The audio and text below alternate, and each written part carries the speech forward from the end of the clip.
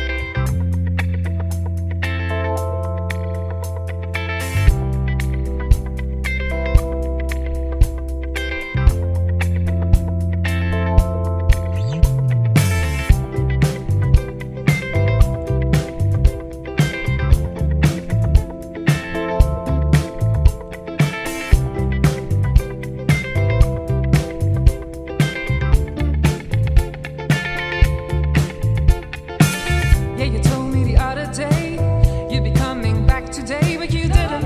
Oh no. There's not much that I can do, really far to be us two, and I miss you, baby. Show me the way we can be with you. You with her, I know I saw you. Breaks my heart, but what can I do? In this life, I know I lost you for good.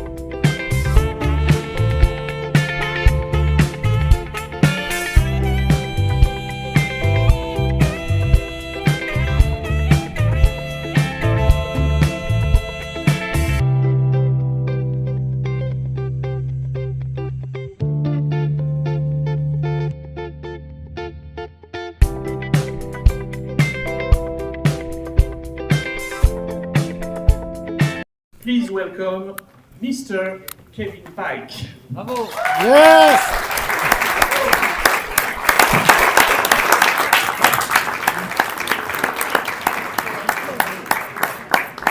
So, let's talk a few minutes about Back to the Future.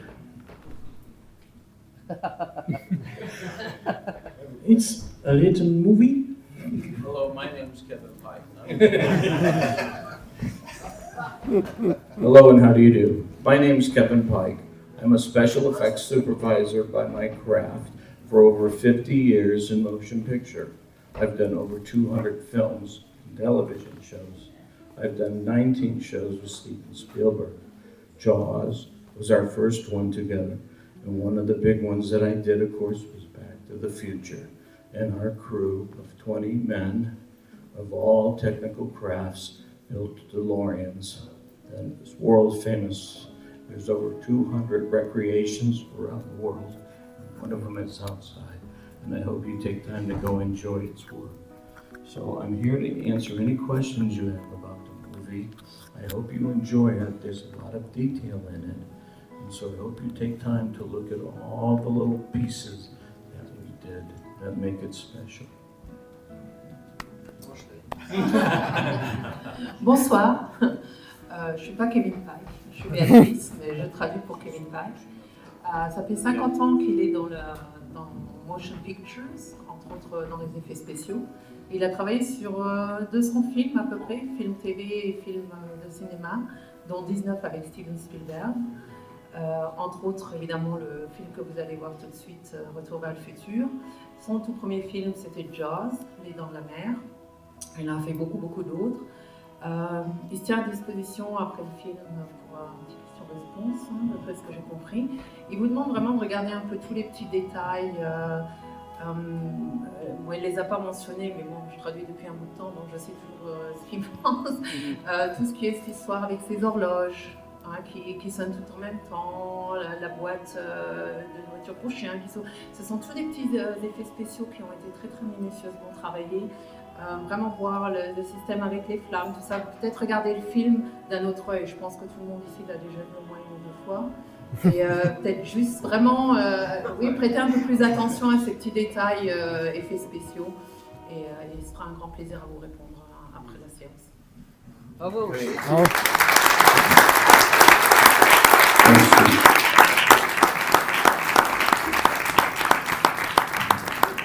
Voilà, donc du coup, vous l'aurez compris, projection de Retour vers le futur, et tout de suite derrière, nous enchaînerons sur les questions-réponses que vous pourrez avoir auprès de Kevin Pike, et ensuite il se tiendra à votre disposition pour vous faire des dédicaces, et il sera de retour ce soir après pour présenter Les Dents de la Mer.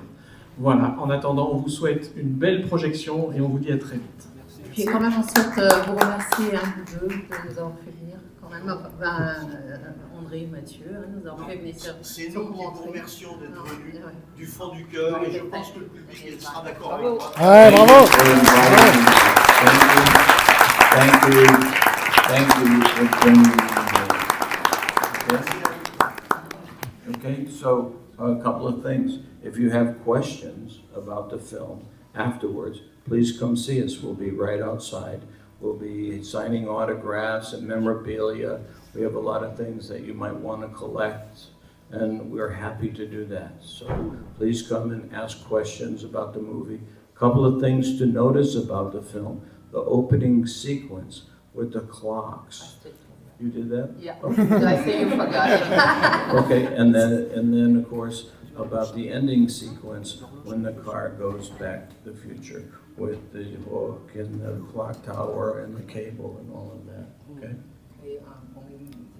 Il m'a repris, je l'ai quelque peu devancé, et justement, de nouveau, il vous demande de bien vraiment faire attention à ces petits détails, entre autres cette séance avec les horloges, mais aussi l'une des séances finales où la voiture prend le crochet, l'électricité, tout ce qui se défait, se remet, le Dr Brown qui est obligé de faire, tout ça, ce sont vraiment plein de petits détails, le mur qui casse, tout ça, ça fait partie des effets spéciaux sur lesquels il a travaillé. Et c'est vraiment de regarder ces petits détails et puis, comme dit, poser les questions après sans problème. And if you don't get a chance to get all your questions answered, you can always contact me on Facebook, Kevin Pike, and I'd be happy to answer your questions and become a friend. Vous avez tous compris, il est aussi joignable sur Facebook. Alors n'hésitez pas s'il y a des questions. Généralement, il répond pratiquement à toutes. Thank you very much for having me. Thank you. Thank you for enjoying my body of work for so many films, and I hope you really enjoy Back to the Future. It is a great film. It's G-rated. It's good for kids. It has rock and roll. It has cars. It has love story. It has great music. It has the ability to go back in the past and see how your parents were. There are so many good points in that movie. It makes it so enjoyable, and I hope you enjoy it too. Ok, bon, donc il vous souhaite de passer un agréable moment à regarder ce film. C'est un film pas pour tout âge, il n'y a pas de limite d'âge, il y a les histoires d'amour, il y a les histoires de voiture, il y a le passé, l'avenir, un peu tout, et c'est la musique. Donc oui, et vous souhaite une bonne heure 50, je pense, à peu près de film. Voilà. Merci. Thank you. Thank you very much for enjoying my work. I'm glad it makes you happy.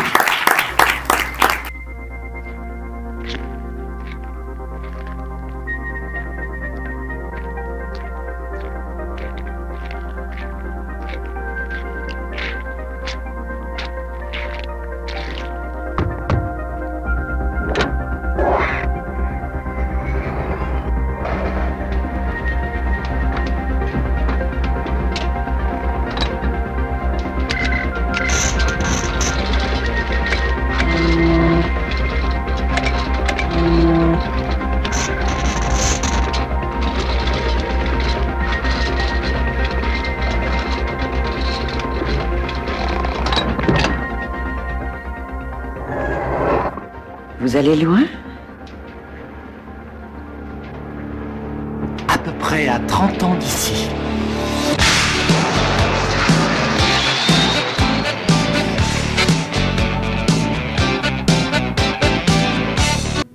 Je sais même pas comment dire, comment on est.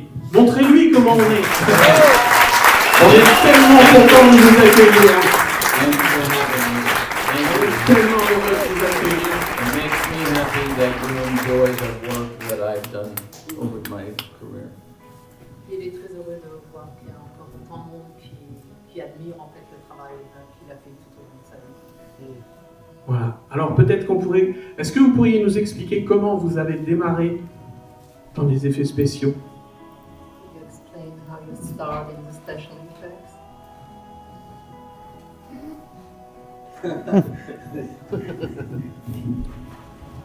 I got a job working in a restaurant in Martha's Vineyard, Massachusetts, during the Easter weekend as a busboy. I wasn't a waiter, I was a busboy. And the party came in, there was 6 gentlemen on Easter weekend. It was very quiet, but they were lively and rambunctious and having a great time and talking it up. And I could hear that they were talking about film. And so I kept them watered and oiled. And then, of course, when they left in a hurry. And one gentleman, the art director, left a valise under the table. And I grabbed it and I ran out and gave it to him. Donc, il travaillait dans un restaurant à Martha's Vineyard, mais pas en tant que serveur ou autre, il était débarrasseur en fait. Et c'était un week-end assez calme. Et il y avait une troupe de 6 personnes qui étaient autour d'une table assez agitées. Et puis bon, il essayait de servir et puis il entendait qu'ils parlaient de films, ce qui l'intéressait un peu. Et quand les gens ont quitté le restaurant, le directeur artistique a oublié sa pochette, enfin son sac. Et lui, donc, tout de suite l'a attrapé, a essayé de voir s'il pouvait voir les gens. Ils étaient encore sur le parking et il a remis cette mallette au directeur artistique. And so I ran out. I was so scared that they were going to drive away. But it's Martha's Vineyard and it's very small and quaint, and you could just walk to your hotel. So they were still in the parking lot making noise, and I said, "Excuse me, did anybody forget this?" And one gentleman said, "Oh my God, thank you. You've saved my life. Do you know what's in there?" And I said, "No." He says, "In there, there's storyboards. Do you know what storyboards are, son?" I said, "No." He says, "Well, it's like a comic book. When you make a movie, you draw it all out in pictures, and that way everybody knows that when you can make the movie, what you're doing." And I said, "Are you guys making a movie?" And he said, "We sure are." And I said, "What's it about?" And he said, "It's about a shark that's going to eat your whole island." And that was my introduction to Jaws. Donc il a attrapé cette mallette, a essayé de rejoindre ces personnes en espérant qu'elles étaient encore là. Bon, Martha's Vineyard était assez petit, il dit on les aurait certainement trouvées. Et en effet, ces personnes étaient encore sur le parking en train de discuter. Et il arrive avec sa mallette et fait « Excusez-moi, messieurs, est-ce que c'est à quelqu'un d'entre vous ?» Et le directeur artistique fait « Oh, mon Dieu, jeune homme, tu me sauves la vie. Est-ce que tu sais ce qu'il y a à l'intérieur ?» Il fait « Non, je ne me suis pas permis de regarder. » Mais il fait « C'est un storyboard. » Alors il le regarde, il fait « Tu sais ce que c'est qu'un storyboard ?» Il fait « Non, non, c'est un peu comme une bande dessinée qui explique un film, comment faire tout un film. On est en train de faire un film. » Il fait « Ah bon, vous faites un film, mais c'est à quel sujet ?» Et il lui dit, c'est un sujet d'un requin qui mange toute une ville, tout un village. Et c'est comme ça qu'a commencé en fait ses débuts avec le contact avec le cinéma. And because of that, they hired me 3 days later, and I started working on Jaws. And I showed up at the boathouse. They had the orca in the barn. The sharks weren't there yet. They're still being finished up in Hollywood. And I worked over 6 months in the summer of 1974. And I was the first group to be hired and the last guy to be done in September 18th of 1974. Et du coup, 3 jours plus tard, ils l'ont engagé parce qu'il cherchait des gens et il a commencé comme ça dans le groupe. À l'époque, il y avait déjà le bateau, l'Orca sur place, le requin pas encore, il est venu un peu plus tard. Et donc, il a été l'un des premiers à participer au début du film et le dernier à avoir quitté les lieux à la fin du film, hein, pendant 6 mois à peu près. Et c'est votre première rencontre avec Spielberg? First meeting with Spielberg. Yes, it was. And then when I came out to Hollywood, Steven wanted to do another shot before the film was finally cut. And on the last day before he had to give the answer print, he decided he wanted to do the shot where the head of Ben Gardner comes through the boat, where the stuntman for Rick Dreyfuss finds the tooth in the side of the boat. And so we built a hull of a boat in the driveway of the art director's house.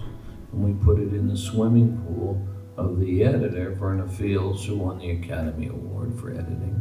And we shot a shot at night. We shot 31 takes. He printed number 29, and that was the shot of the head coming through the boat. And that was the last shot we did of the movie. Oui, alors donc, oui, c'était son premier contact avec Spielberg et ça s'est tellement bien passé qu'il a engagé aussi, on connaît tous cette scène où il y a la tête, enfin où le plongeur descend, où il trouve ce grand dent et puis il y a la tête qui apparaît dans l'épave du bateau. Et ça, ils l'ont tourné en fait dans une piscine, dans la piscine du directeur artistique. Ils ont fait 41 fois la même scène et la scène 21 ou 29 has been picked up. We did 31 takes. Ouais, et la 29, donc ils en ont fait 41 et après ils ont tout regardé et la numéro 29 a été choisie et c'est la scène qu'on voit dans le film.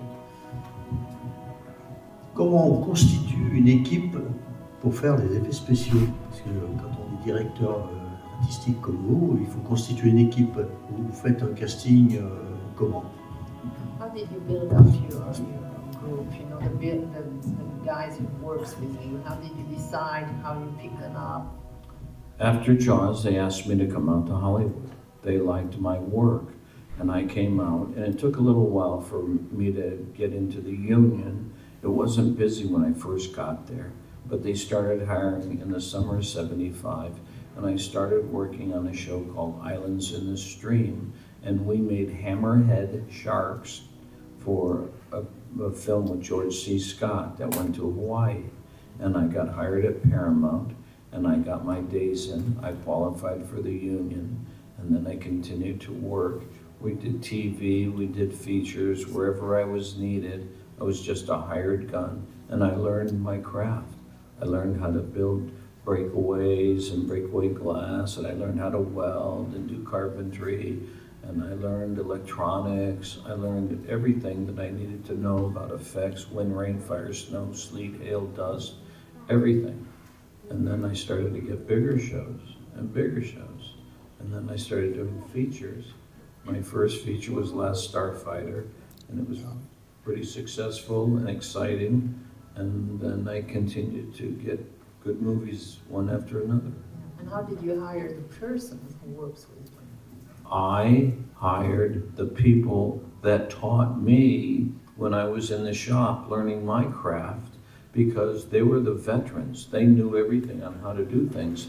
So when I first started on Last Starfighter, I really needed good help. So I hired all the older gentlemen that knew the craft so well, and they protected me and put me over, and that taught me how to rely on quality and the responsibilities of older, wiser talent. Okay. Donc, il a été après, Spielberg l'a fait venir à Hollywood pour d'autres films. Et en fait, il a appris le métier un peu sur le fait. Hein. Ils aimaient ce qu'il fait. Apparemment, il était assez habile dans tout ce qu'il fait. Alors, il s'est un peu spécialisé dans la charpenterie, dans l'électronique, dans les effets spéciaux. Et petit à petit, comme ça s'est développé. Et il est arrivé jusqu'à ce qu'il soit pris dans l'Union. Hein. C'est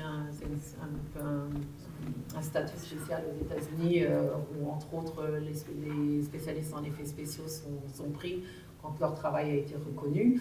Et lui, après, son équipe, en fait, il a toujours commencé par prendre ses anciens maîtres. enfin les gens qui lui ont appris le métier sur le tas et qui souvent étaient aussi un peu aux oubliettes, ça il l'a pas dit mais je le sais.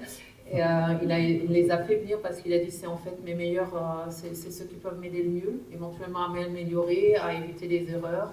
Donc c'est ces gens-là qu'il a pris, petit à petit comme ça l'équipe s'est développée. Évidemment il y a eu des jeunes qui se sont attachés, mais en priorité il a pris ses anciens instructeurs, on va dire. Et donc c'est Spielberg qui vous propose Retour vers le futur. And so Spielberg offered you to work on Back to the Future. I was working with a cameraman by the name of Dean Cundy on a show called Warning Sign. I had worked with him before on Escape from New York, and he liked my work. I always made sure that the smoke was right for his shots, or that the rain always looked good, or we were often required to put wet downs on the ground to bring contrast, or to bring reflection of light. And I always catered to the camera. And he liked me. And he said, I have a show at Amblin, and I'd like to put your name in. And it was called Back to the Future. And so I went in for the interview. But before I went in for the interview, I got a copy of the script, and I knew everything about it. So I went in very well versed, and I realized that the car was the thing, and that was the best part of the movie. En fait, c'est un peu long, il y a les là. Oui, en fait, il connaissait le caméraman qui travaillait avec Spielberg. Ils avaient travaillé ensemble sur 2-3 shows et il avait beaucoup apprécié son travail au niveau des effets spéciaux. Il faisait beaucoup de choses, ce qui concernait les brumes ou les routes mouillées dans les films, ces effets un peu mystères qu'on faisait.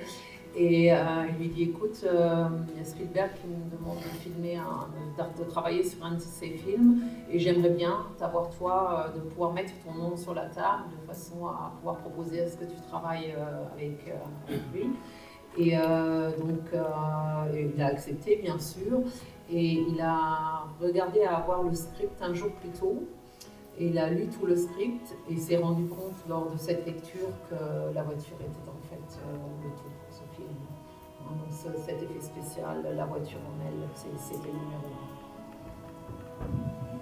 1. Et donc, en fait, pour faire de bons effets spéciaux, la première chose à faire, c'est bien lire et bien comprendre le scénario du film. C'est ça qui est essentiel avant les effets spéciaux. So, by the special effect, it's very important to read what you were requested and you think about and develop them, what they ask you for. That's one of the most important things. You have to understand the script. You have to understand what your part is in the script. It's not your show, it's their show. Your job is to make the effect seamless and without problem, sans souci, so that the actors don't have interruptions to their performance and you don't have to stop production.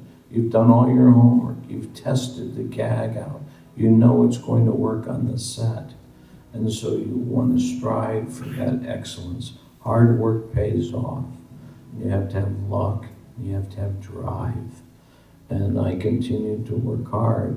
And people liked me, and I continued to get hired for better shows and bigger shows, and worked with many famous directors. I worked with John Schlesinger, Taylor Hackford, Gore Verbinski, Jan de Bont, 19 shows with Steven Spielberg. I won Clio's doing commercials for Michael Bay.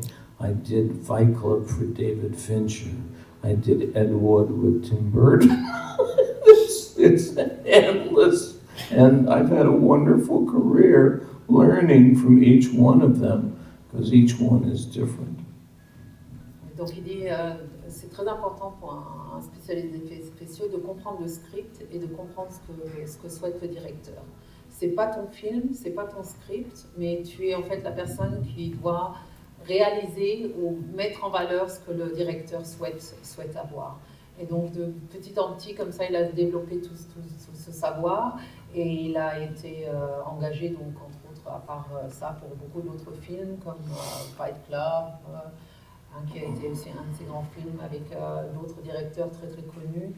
Et comme ça. En fait, ça se développe toujours petit à petit. Hein. Chaque show dans laquelle tu as montré ton travail et puis tu t'es valorisé, on va dire, te permet d'être engagé sur un show encore plus fort. Hein, il a fait environ 200 films et shows, dont 19, rien que 19 avec Spielberg. J'aurais voulu savoir quel a été votre plus grand défi de votre carrière pour un effet spécial, pour monter un film en fait.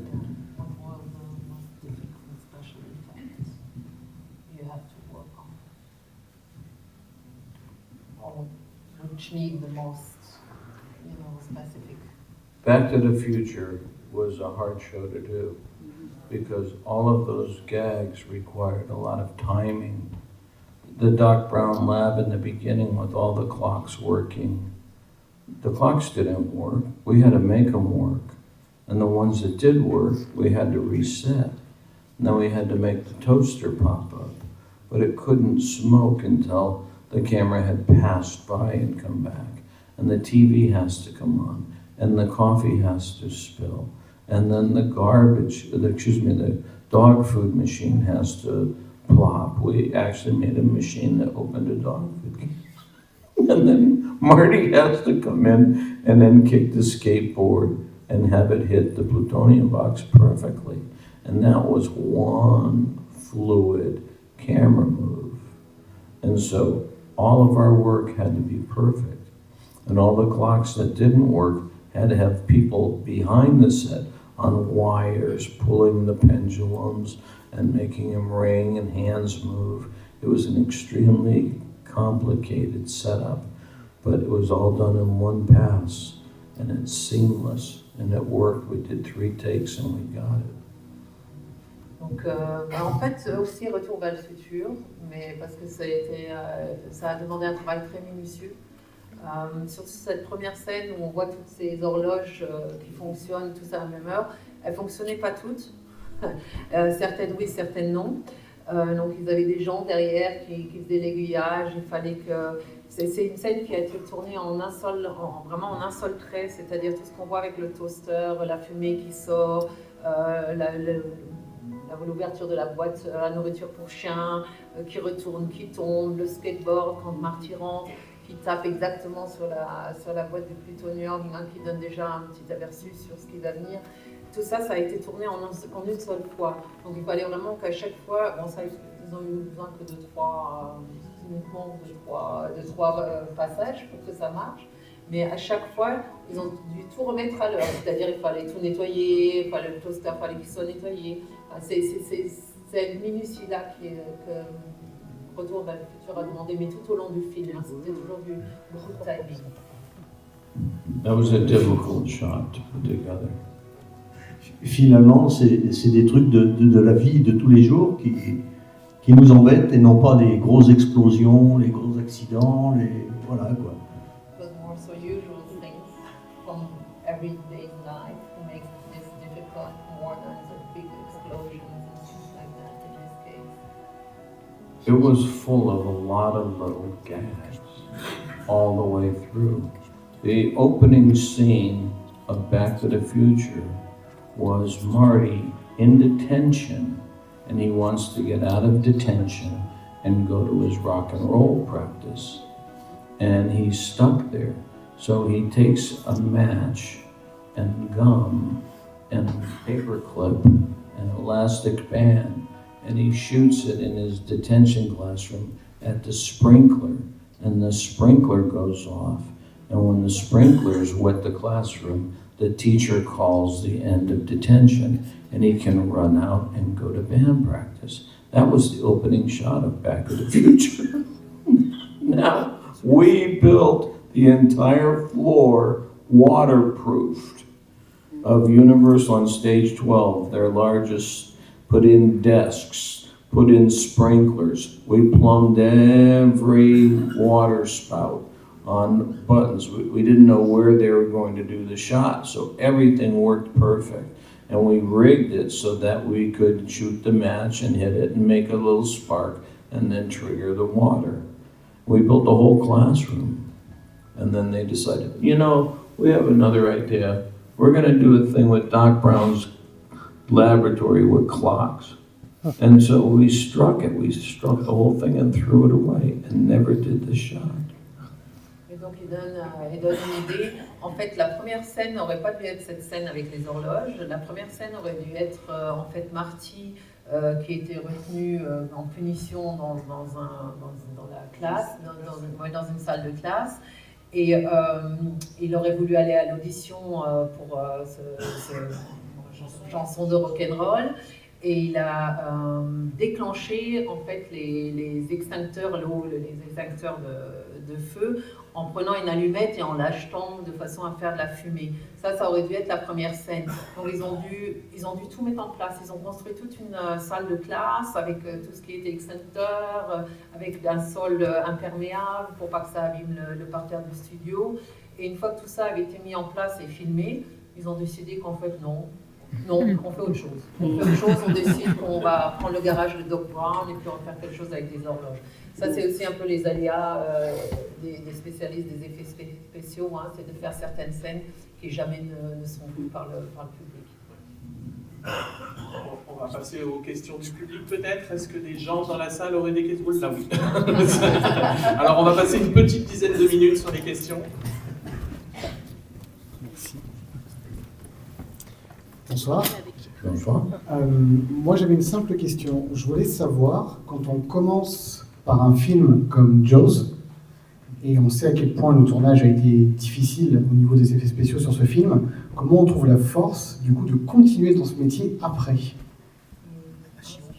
would like to know, when you work on Jaws, like you did, and everybody knows it was a really hard film producing, and also special effects were really not easy on that. How did you find the force or the courage to continue in this way on special effects?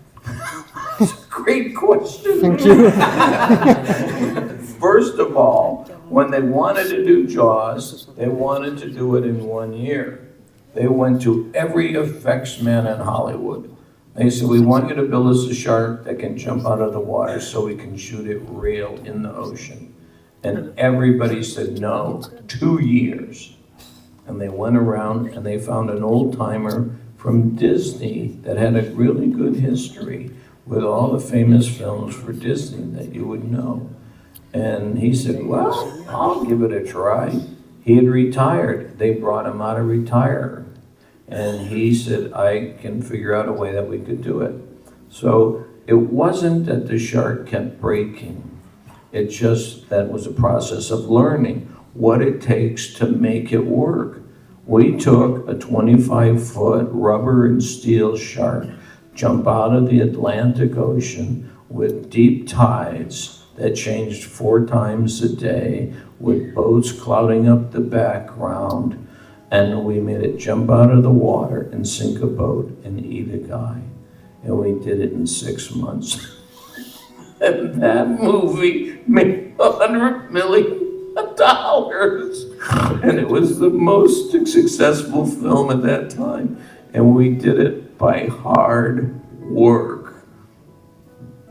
Donc, oui, Jaws, en fait, aurait dû être tourné en l'espace d'1 an, mais ils n'ont pas trouvé de spécialistes en effets spéciaux qui étaient prêts, en fait, à faire ce que souhaitait Spielberg, c'est-à-dire un requin de 8 mètres, qui sort de l'Atlantique, qui mange les gens, qui peut être pris sous l'eau, un peu en surface.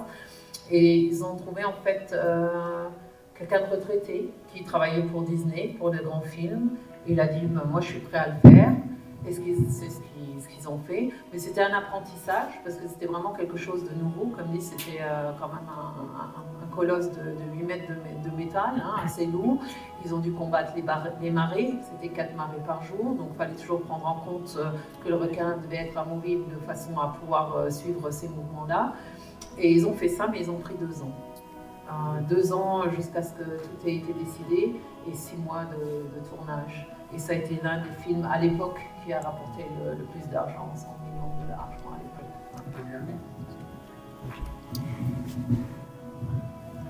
Hello, I will ask my question directly in English. I would like to know, at the beginning of the movie, when we saw the car. Which movie? Back to the Future. When we saw the car at the beginning, when it began to start, I suppose that the car is not connected to the remote control. So perhaps there are people who are hidden inside the car, perhaps. And I want to know also what are the techniques do you use to achieve the thunder at the peak of the buildings, and what is the technique to turn the car at the end into kind of plane? I guess here's the first part. When the car starts and Doc Brown is counting down and he's got the remote controller is not connected to the car. There's nothing in the car with a receiver that's connected to the instruction to the mechanics of the car. Somebody has made one that does that, but our car did not do that. We didn't have the budget for that. We had a stunt man in a dog suit in the driver's seat with a radio, and Doc Brown with the camera right here showing his thumb saying 3, 2, run, action, and on that the driver pressed the accelerator and drove the car. There was no remote control involved. It was all done on a cheat. Et donc il n'y avait pas de télécommande, hein. En effet à l'époque il n'y avait pas budget pour ce genre de choses, bon, c'était pas très commun non plus à cette époque-là, donc c'était un stuntman qui était habillé comme le chien, qui était dans la voiture et qui avait comme un talkie-walkie hein, dans l'oreille, et quand Doc Brown, quand on filme et puis qu'il starte la voiture, lui il avait le go et donc donnait l'accélérateur pour donner cet effet comme si la voiture était télécommandée par Doc Brown. La deuxième question, c'était, je crois, si j'ai bien compris, comment était fait l'effet quand elle vole, hein, la DeLorean à la fin du film. Et l'éclair qui est réalisé au sommet de... de l'horloge. You know, when the the light came on the clock, how did you make this lightning? You know, when it touched the cable. It was done in 2 parts. We did the pyrotechnics on the clock tower that blew up all the sparks. We made wooden shutters like shingles on the rooftop that we had air mortars that blew off the backside of it to add to the element. Then ILM, Lucas Company, added the lightning strike to come down and hit it. And when they put that in, some of their work covered up the other little bits that we had done. So it was a combination of 2 teams, the visual effects and our special effects. Donc c'était une combinaison entre un effet visuel et un effet spécial. Les effets spéciaux, c'était tout ce qui était la pyrotechnique, l'explosion au niveau du toit, les petits morceaux qui partent et tout ce qui suit. Et l'éclair, en fait, c'était un effet visuel. Et ils ont dû combiner les deux pour donner l'effet qu'on connaît tous de cet éclair qui tape dans l'horloge et puis qui installe le tout. Une dernière question éventuellement. Mr. Pike, excuse me. What do you think about the current visual effect in the movies? Is it too long to prepare, or is it too easy? Is it too ugly to? What do you think about it? Are you asking me about AI?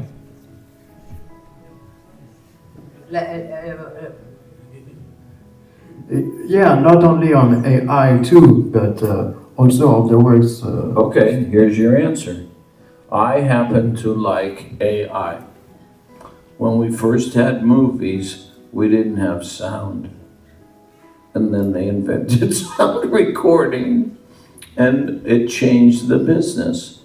It made for better movies. Some of the actors couldn't make the transition because the tone and tenor of their voice, and they didn't get hired. But the movies got better. And then later, we made TV, and then people stopped going to the theaters. but they could watch entertainment in their home. And it made for TV shows, and it entertained a lot of people. And then we had VHS, and all of you could pick your favorite movies and go home and watch whatever you wanted at any time that you wanted. And then they made CG. They figured out how to use a camera and take a picture of a monitor that they had manufactured a video, and they could convert that to film. And in doing that, they made CG, which gave them the liberty to do a lot of things. Some of it didn't transfer well. Sometimes it was best to still do it the right way with special effects. And now you have AI. You can make a lot of wonderful movies with AI. I'm sure it's going to eliminate a lot of the workers, just like it will eliminate truck drivers driving big trucks down the freeway because there won't be a driver anymore. But it gives you a bigger sense of creativity, and that leads to great storytelling. And I'm all for the future. Donc, bien que souvent les gens ne le pensent pas, mais il n'a rien contre l'intelligence artificielle. Il dit en fait le cinéma s'est toujours développé. On avait d'abord du muet, d'un seul coup, et on avait les paroles, le langage, ce qui a aussi pour certains acteurs coûté la place parce que on n'aimait pas leur voix, donc ils ont perdu ça. Après, on a développé le noir et blanc en couleur, on a développé la télévision qui permettait à tout le monde de regarder quelque chose chez soi, aux dépens des cinémas déjà à l'époque. Mais ça permettait, comme dit, que chacun chez soi pouvait regarder quelque chose. Ça a aussi développé la télévision, les shows télévisés. Après, on a eu les VHS, toutes ces cassettes qu'on connaît tout, il y a eu les CD, et tout ce qui suit. C'est toujours un développement qui a apporté autant au public qu'en fait à la créativité des producteurs. Évidemment, toujours un peu aux dépens des cinémas, ça il ne faut pas l'oublier. Il n'a pas trop mentionné, mais je sais c'est quelque chose qui lui porte à cœur aussi. Mais ça permet de faire de fabuleux films, hein, tout ce qui est supporté aussi par tout ce qui est ordinateur et qui permet de faire des scènes qu'un stuntman ne pourrait pas faire. Évidemment, toujours, il le souligne, hein, on dépend en fait de travailleurs, c'est certain, beaucoup perdent leur place. Mais il n'a rien contre le développement et pense que beaucoup de vraiment très beaux films en fait, n'ont uniquement pu être réalisés que suite à tous ces développements qu'il y a aujourd'hui. Donc aussi l'intelligence artificielle entre autres. D'accord. J'ai encore une question. Je suis désolé. One last question. Est-ce que vous avez des contacts avec les acteurs lorsque vous montez un effet spécial? Enfin, lorsque vous montez des effets spéciaux en fait dans un film. Yeah, when you make special effects, did you have the contact with the actors? If it involves an actor on the set, right? I was doing Ed Wood with Johnny Depp, and he was vintage effects. He'd make his own effects when he made his movies, Ed Wood. And so we had to do an explosion right near Johnny. And so Johnny turned to Tim Burton and said, "Is this gonna blow me up?" And I had to assure Johnny that it would not. Especially when you're doing pyro around actors, you have to be very careful to hold their hands, make them feel comfortable so that it doesn't interrupt their acting mode. Oui, alors en effet, si l'acteur est involvé dans cet effet spécial, qu'ils doivent effectuer, oui, ils se parlent avec l'acteur. Hein, ils disent, écoute, à ce moment-là, ça explose, ne fais pas, il faut que tu sois là et là. C'est très très minutieux, surtout quand il s'agit de la pyrotechnique. Il faut faire très attention, c'est quelque chose qui est vraiment à la seconde, c'est pas de la minute, c'est vraiment de la seconde. Et ils sont obligés évidemment de s'entretenir avec les acteurs et aussi souvent de leur tenir un peu la main en leur disant t'inquiète pas, tout va bien se passer, je sais comment ça doit se faire. Mais oui, l'interaction est nécessaire. Bien sûr, tout ça c'est sous le regard du metteur en scène, je suppose, où il a carte blanche. For the director decide what you do, you are free to decide how you want to make this special effect when you have an idea about that. I get asked to create, And so I go to the laboratory with the men, and we make what we think will be the right gag for the shot. And sometimes we're not right. And we show it to the director, and he comes into the workshop and goes, that's not what I'm looking for. I need to have it bigger, or I need to... And you have to make the change to complement what he has decided. Et donc le directeur donne une idée, mais c'est vrai qu'ils ont un peu la main libre pour développer cette idée. Mais évidemment, il faut qu'il la montre, et parfois c'est exactement ce que voulait le directeur, et parfois ça l'est pas. Donc de nouveau, ils s'entretiennent et puis ils essaient d'améliorer ça. Hein, c'est aussi une interaction entre les deux. Bien, alors je voudrais qu'on remercie Béatrice d'avoir assuré I want to thank my assistant and interpreter, Beatrice. She is phenomenal. She does it all the time. Oui. She knows my stories better than I do. And she speaks German, French, Spanish, English. And she's the wonderful love of my life, of my partner.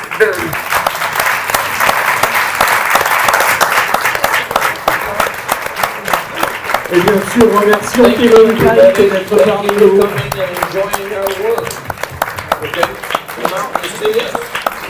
Kevin Pike vous attend dans l'entrée pour vous donner des dédicaces. Il a des produits à vous vendre aussi si vous le souhaitez. Je voudrais juste prendre 3 minutes. Nous avons aussi également dans la salle 3 invités de marque. J'aimerais qu'on les accueille aussi chaleureusement. Voici superviseur des effets visuels, Dominique Vidal, mesdames et messieurs. Superviseur des effets visuels, Sherline Chafagi. Et superviseur des effets visuels, Bastien Chauvet. Merci de leur présence. Vidéo toujours au festival Cinoche, le week-end Cinoche. Je suis en très bonne compagnie. Vous allez voir qui est avec moi. Attention, mais bonsoir monsieur. Bonsoir. Mais qui êtes-vous monsieur? Je suis Dites-nous tout. Dominique Vidal, je suis superviseur d'effets visuels pour la société Buff Company. Ah, très intéressant, oui. Dans laquelle je suis rentré il y a 31 ans. Donc, déjà. 31 ans que je travaille sur les effets visuels. Donc en France, mais en France, pour des films américains aussi. Pour toutes sortes de films, pour de la publicité, des clips, et beaucoup de films que beaucoup de gens ont vus. Par exemple, j'ai commencé ma carrière sur Batman et Robin, ça a été notre premier gros film américain. Ouais. Après, on a enchaîné avec Fight Club, où on a développé des effets un peu pointus. Donc, on a toute une série d'effets qu'on a fait avec Fincher. Fight Club, c'était quand même très pointu pour l'époque niveau effets spéciaux. C'était des personnages avec des têtes floues qui bougeaient. Ouais.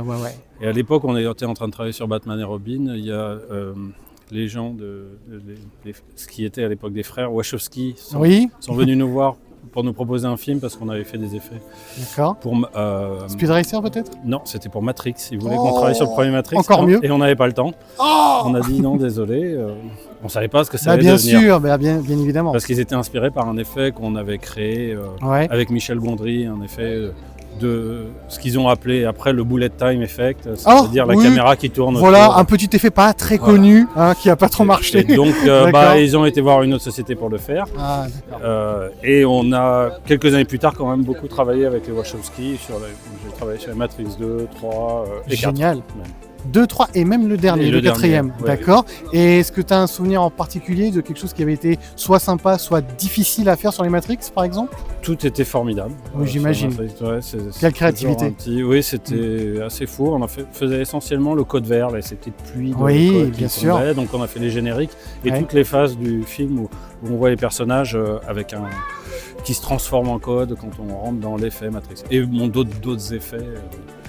Ce qui manque pas dans Matrix de toute façon, j'imagine.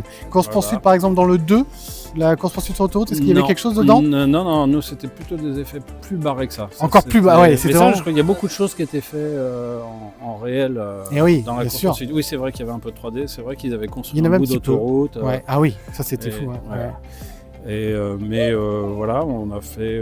J'ai fait par exemple la scène avec Lambert Wilson au restaurant qui injecte un virus dans le gâteau d'une convive pour montrer son pouvoir, le mérovingien. Avec Monica Bellucci dans cette scène qui est à côté de lui. Les gens, parce que c'est sous forme de code vert, les gens ne se rendaient pas compte de l'audace que représentait ce plan à l'époque. Mais l'audace c'était le pitch du plan. Voilà, cette femme qui est en train de manger du gâteau, la caméra va rentrer dans sa culotte et on va voir un orgasme. Exactement, dit, et tout en code vert. Mais comment on fait ça au cinéma sur un film qui est accessible à tout le monde? C'est ça. Avec cette explosion, je revois très bien la scène avec cette explosion. Nous, on se disait, mais vous pensez pas que ça devrait se passer dans le cerveau quand même? Non, ça se passe dans la culotte. Ça se passe ici. Allons-y. Et donc pour ça, en fait, on a pris une explosion pyrotechnique qu'on a symétrisée. Ça faisait un papillon, parce que ça explosait latéralement. Et il se trouve, par un miracle de l'explosion qu'on avait trouvé, que ça ressemblait à un dessin anatomique d'ovaire. Et donc du coup, tout faisait sens à ce moment-là. Tout faisait corps. Et donc on a fait ça, et habillé de code vert, et puis refait par des systèmes très complexes. Formidable. Derrière, en image de synthèse. Formidable. Eh ben, merci beaucoup pour toutes ces infos un petit peu exclusives, surtout sur Matrix. C'est un gars que j'apprécie beaucoup et je revois très bien en plus cette scène, donc ça me fait très plaisir. Merci beaucoup d'avoir pris quelques instants. On va continuer le week-end Cinoche. Tu restes avec nous pour Les Dents de la Mer? Oui. Et tu seras là demain? Ouais. Avec d'autres personnes avec toi, qu'on nous allons voir dans pas longtemps. Et ben, merci beaucoup. Et puis, on te souhaite beaucoup de bonheur dans le cinéma pour la suite. Et justement, quel projet en ce moment? Problème à 3 corps. Vous connaissez, je pense. Nouvelle saison. Et ça va être formidable. On imagine, déjà vu la saison 1. Formidable. Et ben, merci beaucoup. Et à très bientôt. Au revoir. Et nous sommes toujours au week-end Cinoche. Avec qui? Mais bonsoir messieurs, mais qui êtes-vous? Nous allons passer le micro d'abord à l'organisateur du Week-end Cinoche qui va vous présenter ces messieurs. Bonsoir. Alors je suis ici avec Bastien Chauvet qui est superviseur des effets visuels et qui a travaillé sur de nombreux films français et hollywoodiens.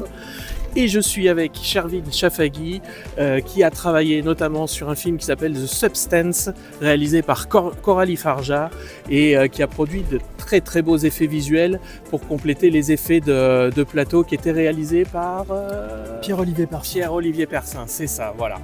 Et je vais les laisser vous expliquer un petit peu tout ce qu'ils font et comment ils se mettent au service d'un réalisateur pour réaliser leur vision. D'accord, c'est parti. Je suis Bastien Chauvet, je suis superviseur de trucage. Voilà, donc grosso modo il s'agit de reproduire, c'est un peu la magie, mais passer sur le champ du cinéma. Donc nous on est là pour créer l'illusion et amener le spectateur à croire que ce que le réalisateur veut vendre au public est réel globalement, en tout cas existe dans le monde qu'il veut faire partager. Donc moi je suis Shervin Chafagui, je suis VFX superviseur à Noid, qui est un studio que j'ai cofondé avec 3 associés. Et donc on travaille sur différents types de projets, des films français et aussi des films internationaux, dont The Substance sur lesquels on a fait des créatures. Donc c'est un peu notre spécialité à Noid aujourd'hui, on fait des créatures, pas mal de créatures, mais tout type d'effets, ça peut être des effets très simples, d'effacement, jusqu'à refaire des environnements en 3D. Voilà, on fait un peu de tout. Pour toi. Alors du coup, première petite question rapide. Tu viens de parler de The Substance, donc je rebondis dessus. The Substance, c'était comme un film où il y avait quand même beaucoup d'effets spéciaux, de créatures, comme tu le dis si bien, de maquillage, il y avait quand même, c'était bien rempli, on va dire, de tout ça. Ça a dû être quand même un travail, je pense, très difficile, je suppose, sur ce film. Ou est-ce que c'était pas aussi dur que ce qu'on ne le pense pour ce film-là, en tout cas? Non, c'était un des... Ça doit être un défi. Peut-être le plus gros challenge qu'on a eu à faire jusqu'à présent, parce qu'il s'agissait quand même de raccorder sur des effets plateau, c'est-à-dire make-up et SFX aussi. Donc il y avait des effets de sang et surtout du maquillage pour les designs des créatures. Donc l'idée, c'était de venir, enrichir le travail qui était déjà fait par Pierre-Olivier Persin, qui a d'ailleurs reçu un Oscar pour son travail, et rester dans le style que Coralie voulait, c'est-à-dire un hommage à tous les films qui ont utilisé tout ce qui est prothèses et make-up, les films de Cronenberg, les films de... La Mouche, par exemple, c'était une des références qu'on avait, John Carpenter, The Thing, toutes ces références-là, mais essayer de le faire avec, on va dire, des méthodes un peu plus modernes et au service, au final, de l'image et de l'esthétique du film. Bien. Alors, je vais avoir une question en commun. Quel est, tous les films que tu as pu faire, toutes les séries, peu importe, ton meilleur souvenir et, dans un autre sens, ton souvenir, on va dire, le moins bon, parce que le plus difficile la tâche la plus ardue Ouais. que vous avez eu à faire, l'un comme l'autre. Moi, je vais pas être très original parce que je vais clairement dire c'est The Substance. Ok. C'était les défis et les moments les plus challengeants et Oui. en même temps peut-être les plus durs quand même parce qu'il y avait une exigence et un standard de qualité qui était très élevé. Et il y avait surtout quelque chose qui est qu'on retrouve parfois sur certains autres projets, mais qui particulièrement sur celui-ci était marquant, c'était d'obtenir la confiance de la réalisatrice sur ce qu'on pouvait apporter à son film sans dénaturer en fait l'idée qu'elle avait au départ, qui était de vraiment essayer de faire le maximum de choses en vrai. Et donc on est plutôt content de ce qu'on a réussi à faire.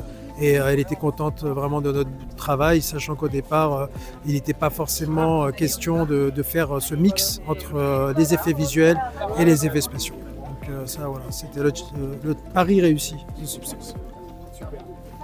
Alors, même question. Bah, moi, je rejoins un peu mon camarade sur l'idée que, paradoxalement, c'est souvent les mêmes films. C'est-à-dire que l'œuvre qui est la plus challengeante et la plus difficile, c'est peut-être celle aussi duquel tu peux être le plus fier. Moi, j'ai beaucoup navigué entre VFX et animation. Et je pense que le souvenir le plus marquant que j'ai, c'était sur un film qui s'appelle Moustique, Cigale et Cambriole de Cédric Babouche, où il fallait voyager dans de l'aquarelle. Et donc il y avait plein de questions à se poser de ça fait quoi de l'aquarelle quand ça bouge, à quoi ça ressemble, est-ce que ça reste tout le temps pareil, est-ce qu'un arbre quand il est au fond, si je m'approche, il gagne en plein de petits coups de pinceau, est-ce que c'est une seule tâche, est-ce que comment ça évolue tout ça. Et donc voilà, il fallait mettre tout ça en mouvement avec des personnages qui bougent et tout, donc c'était très challengeant. Et voilà, et en même temps par contre, quel plaisir de le voir arriver, et c'est paradoxalement des travaux qui en plus sont assez éloignés de l'évolution technologique. C'est quelque chose qui est très intellectuel à essayer de penser, quelque chose qui est très marqué graphiquement, et paradoxalement c'est peut-être aussi ce qui du coup va vieillir le mieux parce que pas soumis à des nouvelles normes technologiques ou autres.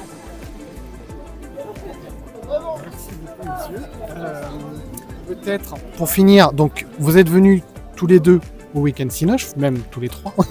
Demain vous serez donc ici le dimanche pour justement des petites questions-réponses et puis pour présenter certaines choses. Est-ce que vous tournez souvent comme ça dans certains festivals? Est-ce que vous avez l'habitude de venir pour présenter votre métier, ou est-ce que là c'est un petit peu exceptionnel qu'on réunisse comme ça Kevin Pike, vous trois au même lieu pour parler justement spécialement des effets spéciaux dans les films? Je commence. Je pense que jusqu'à il y a peu, ça restait assez exceptionnel parce que plutôt une branche méconnue entre guillemets. Je pense que le DVD a vachement fait de bien à notre profession et il y a toute une génération qui a découvert le métier à travers les making-of et donc le DVD. Moi, c'était un peu plus tôt que ça. Il y avait une émission sur Arte, sur la 5e, qui s'appelait Cinéma des effets spéciaux et qui m'a donné envie de faire ce travail-là. Mais voilà, il y avait vraiment cette idée que ça a commencé à se développer. Mais ça restait très dans un coin. Et il y a certains événements en France, comme Paris FX qui est devenu le PIDS, qui tous les ans permettaient de parler de ça. Mais voilà. Et aujourd'hui, il y a de plus en plus de choses qui se font. Il y a une division de la Visual Effects Society qui a ouvert en France. Il y avait les Jeudis de la Poste, le Festival d'Annecy, il y a de plus en plus d'effets visuels qui en parlent. Et puis il y a une association, Level Up aussi, qui existe à Paris, où tous les mois il y a une conférence suivie de rencontres comme ça. Donc il y a plusieurs points de rencontre qui sont plutôt orientés professionnels, souvent. Et c'est vrai que là, des week-ends comme celui-ci, ils sont intéressants parce que ça permet aussi de parler au grand public. Et je pense que c'est peut-être ça qui est un peu différent. Ouais.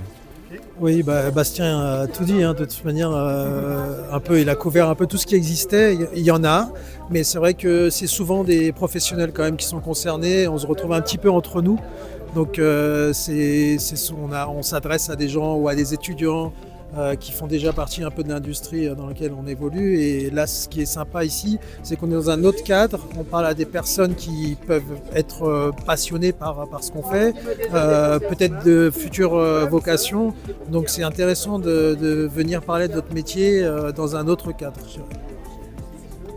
Merci beaucoup, monsieur. Merci à toi.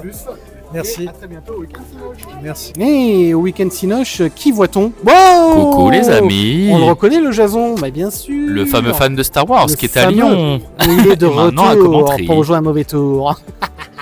Alors, mon petit Jason, tu es venu ce soir pour voir Christopher, pour voir Monsieur Villéo en personne. Bien sûr. Et Mr. Pike aussi. Un petit peu, quand même, un petit peu. Voilà. Donc, tu l'as vu? Je lui ai fait signer effectivement ma petite plaque d'immatriculation.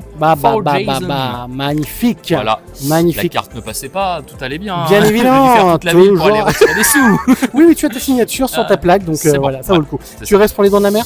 Je vais rester un tout petit peu. Je vais pas rester très longtemps. Je suis pris. Je suis Black Friday oblige. Voilà, c'est ça. On sait ce que c'est. Je vais rester un petit peu. Je fais un petit peu. Ouais, un petit tour. Avec les gens qui sont là. Allez. Et je viens te voir aussi. Non, c'est gentil. Et je passe un petit coucou à tout le monde. Voilà. Eh ben, bisous tout le monde. Bisous. Bon week-end Cinoche. Oui. Nous sommes toujours au week-end Cinoche à Commentry. Et nous sommes en très bonne compagnie puisque E.T. nous a rejoints. Et surtout, nous sommes avec, on va dire, ceux qui ont créé tout simplement ce week-end Cinoche. Nous sommes donc à la 6e édition de ce week-end Cinoche. Messieurs, petite question toute simple. Qu'est-ce qui vous a donné envie de faire ce week-end Cinoche à Commentry? Et votre passion du cinéma est née d'où? La passion du cinéma, elle vient d'où? Mais ça a toujours été chez moi, ça a toujours existé quoi en fait. Je vais au cinéma depuis mon plus jeune âge. Mes parents m'emmenaient au cinéma, j'étais bébé en fait. Et après ça a continué 4, 5 ans, les Tarzans avec Johnny Weissmuller, ainsi de suite. Et puis en grandissant, je suis allé au cinéma tout seul. Et puis c'est devenu une passion quoi. C'est que j'ai transmis à mon fils. Voilà, et c'est puis ça. Voilà. Et puis après, on a égrené les cinémas ensemble, on a fait des séances ensemble, et puis surtout, on a été au Festival Lumière à Lyon, qui est un festival rétrospectif, où lui a eu la joie, le bonheur de pouvoir rencontrer son idole, Clint Eastwood, et ce qui est quand même pas rien. Et du coup, de là, on s'est dit, pourquoi on n'essayerait pas de faire quelque chose nous aussi? On avait à cœur à partager cette passion avec les gens. On aime parler de cinéma, on aime expliquer ce qui se passe dans les films, on aime raconter les films qu'on voit, et du coup on a eu envie de partager ça avec le public, et voilà, en 2019 on s'est lancé, et ma foi on en est à la 6e édition malgré le Covid, et on en est très content, et ça grandit d'année en année, et on espère que ça va continuer comme ça. Et ça reste un moment convivial. Enfin, je veux dire, c'est quand même un festival. C'est pas un festival, c'est un lieu de rencontre où on peut partager et en toute simplicité des choses, des moments, des conversations avec des gens passionnants, parce que les gens du cinéma sont passionnants. Ils adorent parler de leur métier, ce que je comprends d'ailleurs, parce que pour moi c'est extrêmement important. Et puis, on est content de voir du monde, c'est tranquille, c'est peinard, enfin d'après ce que vous avez pu constater, j'espère que c'est raccord avec ce que je dis. Alors ce soir, on va terminer la journée d'hommage à Kevin Pike avec son premier film, Les Dents de la Mer. On a fêté les 40 ans de Retour à le futur en début d'après-midi. Là, on va fêter les 50 ans des Dents de la Mer et les 50 ans de carrière de Kevin Pike, c'est pas rien. Et plus de 200 films, comme il a pu le raconter tout à l'heure. Donc une carrière incroyable et on en est super content. Moi, personnellement, je suis ravi de pouvoir découvrir Les Dents de la Mer sur un grand écran, en copie restaurée, VF d'origine, voilà, ça va être un grand moment. Et puis alors demain, cette année, ce jour-là, c'était les effets spéciaux, les effets de plateau. Demain, on passe aux effets visuels, aux effets numériques, et ça va être tout aussi passionnant avec nos 3 invités, Bastien Chauvet, Shervin Chafagui et Dominique Vidal. Avec une conversation animée par Ryan Marché, si je ne me trompe.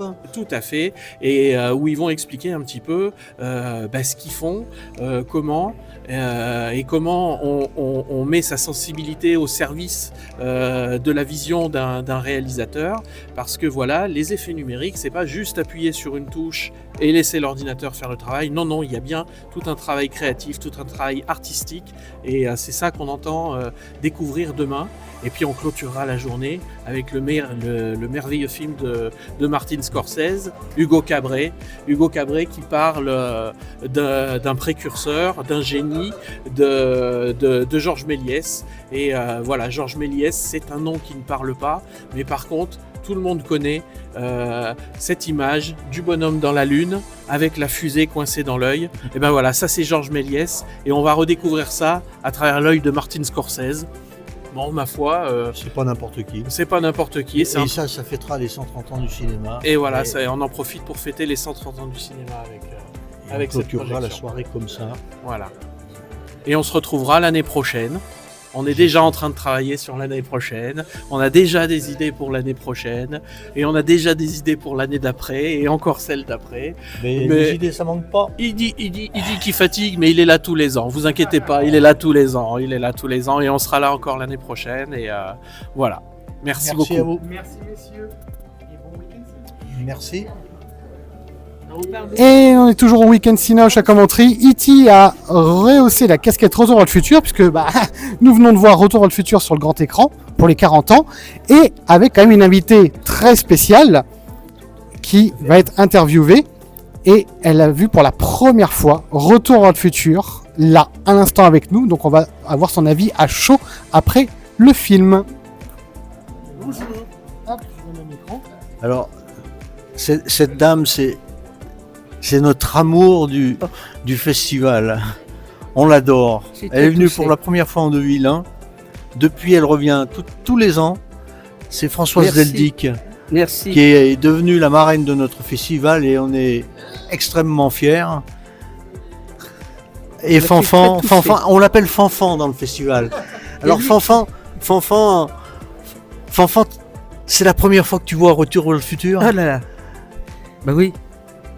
Tout le monde l'a vu, moi j'ai pas vu, mais c'est fou, c'est le moins qu'on puisse dire, mais tout. Alors j'ai appris des mauvaises nouvelles sur le garçon qui joue le rôle, qui est superbe là-dedans, qui est magnifique et qui a fini, qui est et atteint de la maladie de Parkinson. Oh là là là.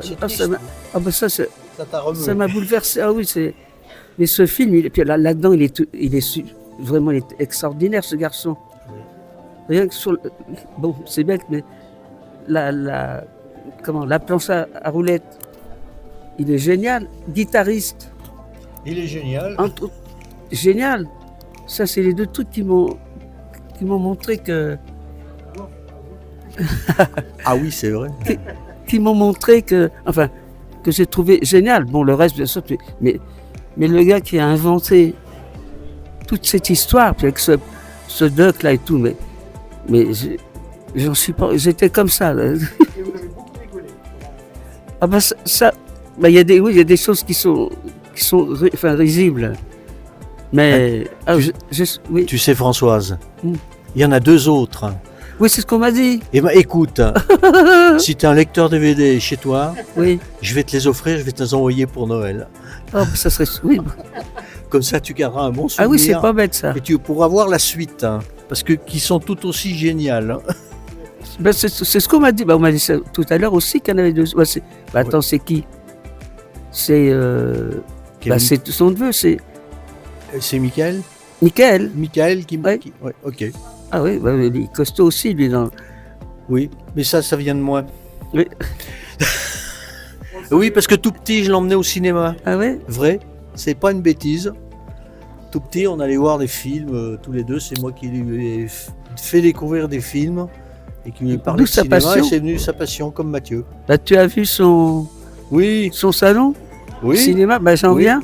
Ah, tu y as été? Ah bah je suis tellement curieuse qu'il m'y a emmené. Tu t'as emmené chez lui? Bah, devine. Ah, putain. Avec ton frère.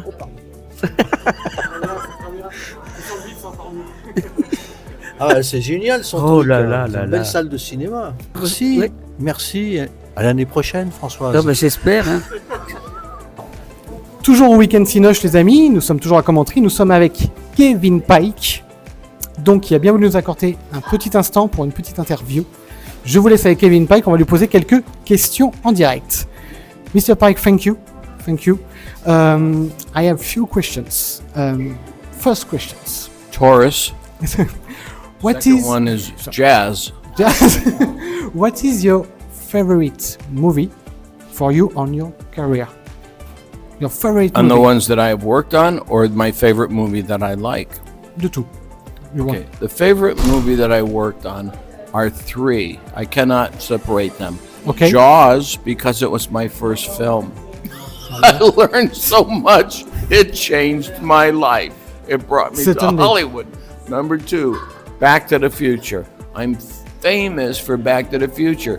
There's a DeLorean in every country in the world. There's over 200 replicas made from my work. Oh, it's formidable. The third film was Fight Club.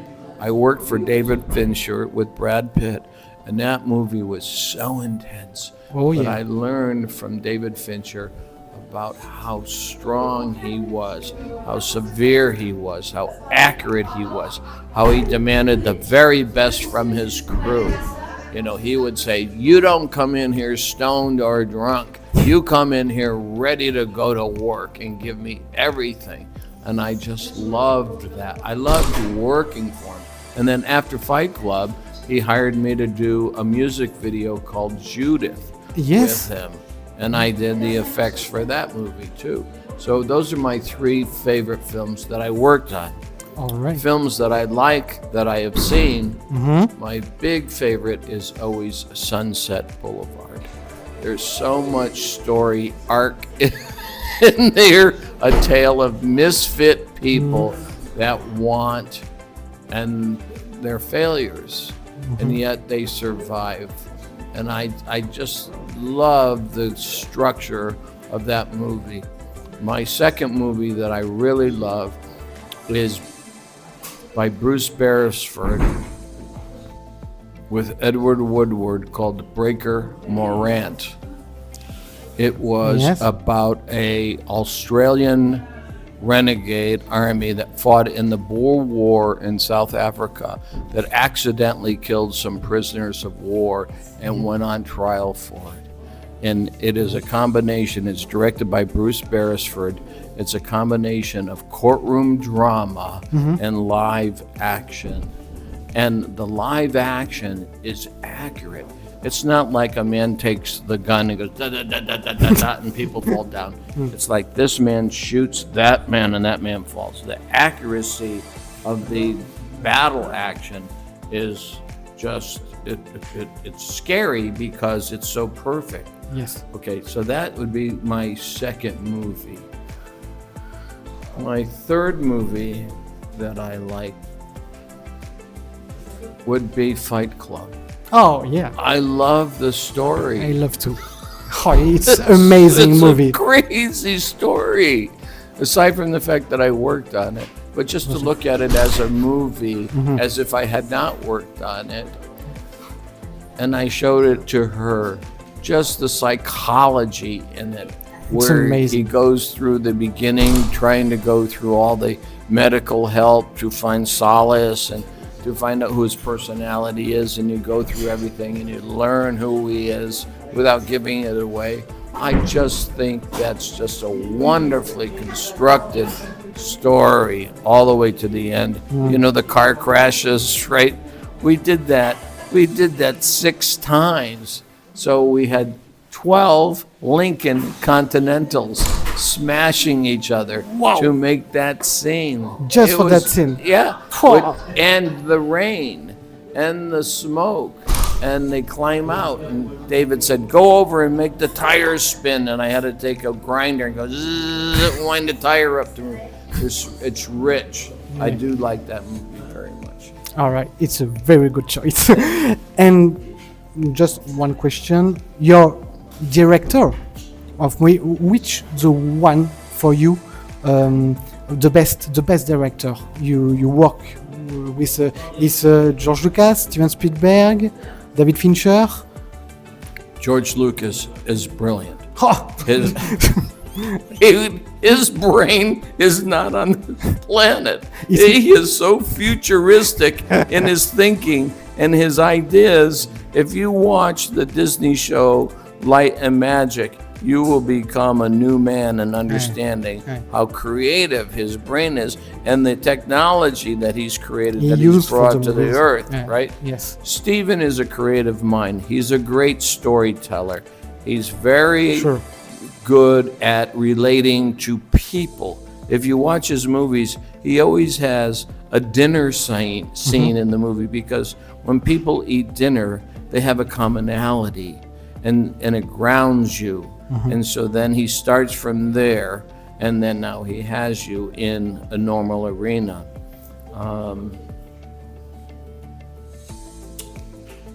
What was the other part of the question? Another question, it's your work. It's so hard. So hard. It's very hard. So hard. It's very hard. What if you make a mistake? So hard to create the vision of one man. Right. But it's not only one man. It's only one man. Sometimes it's the co-writer. Sometimes it's the producer. Sometimes the DP wants something. Sure. Sometimes you are in a box because of the set decorator, or there's something about it that you have to alter the way that you are going to make the effect, and you can't because, well, they're going to put a wall there now, or we're going to have to do it outside as opposed to inside. So special effects is extremely difficult. But learning how to solve problems in that arena was what I was famous for. I was a smart guy and a fast thinker, and I solved problems, and I was quick, and they loved me. And sometimes they'd have a problem on the set, and they didn't know how to solve it. And I said, well, you could just turn the camera upside down and put the barn on top of the mountain and shoot it that way before sunset. And that's go, good. Voila. and we would do that. Donc, you are the man. I'm a man. Who think the effects for the director as not thinking it's a problem. Right. With you, no problem. Well, I'm really good at thinking outside the box. The director will come and see something. I don't like that. You know what you could do? You could do it like that. And I go away and I come back. We have a better idea. We put the bed on the ceiling, we turn the camera upside down, and then we drop her down, right? Or whatever the abstraction is. I don't think in basic terms. I don't allow myself to be normal. I allow myself to be a free thinker, and I can expound on any ideas. And I also rely on my crew. Okay, here it is, it's on the table. Okay, how will we do this? And I let everybody vote, and everybody come to me and say, well, here's what we could do. And I said, well, what about that part? That may not work. Oh, okay. And then how about you? And then this guy may have a great idea. And I go, that's the idea we need. So never be afraid to count on the people that support you. Give them the love, because they are smart people too. And they care about you, and they care about achieving the goal so that we can bring something to the table that the director will love. It's a great job. Great job. Thank you very much. Thank Mr. you. Pike. Thank you for the interview. Thank you. I look forward to it. Merci. Merci, monsieur. Ciao. Merci beaucoup. It's a pleasure.